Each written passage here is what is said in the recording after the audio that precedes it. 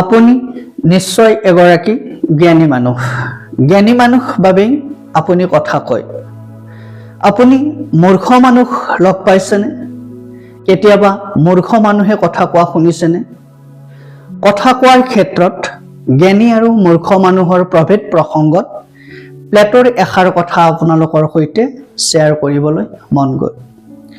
প্লেটোৱে কৈছিল, wise men speak because they have something to say. Fools because they have to say something.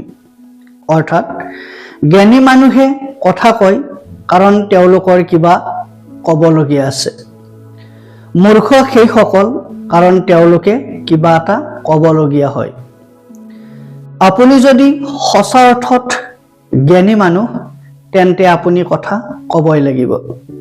বিভিন্ন বিষয় বিভিন্ন প্ৰসংগত জ্ঞানীজনৰ বহুজনক বহু কথা ক'ব লগা থাকে, যি কথাৰ দ্বাৰা হয়তো বহুজনে সাহস প্ৰেৰণা পায়, উৎসাহ আনন্দ পায়, সুফল সন্তুষ্টি পায়। জ্ঞানীজনে কথাৰে 10জনক বাট দেখুৱাব পাৰে, কথাৰে 10জনৰ জীৱন উজ্বলাব পাৰে।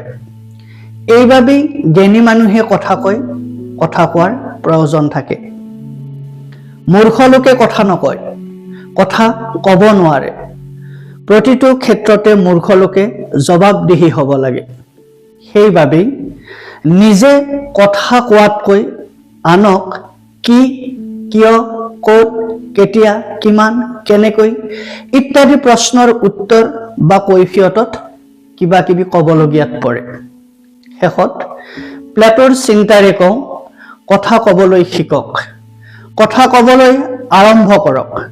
আপুনি এনেকুৱা কথা ক'বলৈ আগবাঢ়ি আহক যেন হাজাৰজনে আপোনাৰ কথা শুনিবলৈ আগ্ৰহী হৈ পৰে। দেখিব, কেৱল কথা কোৱাৰ বাবেই আপোনাক জ্ঞানী মানুহ বুলি সকলোৱে সমাদৰ কৰিবলৈ আৰম্ভ কৰিব।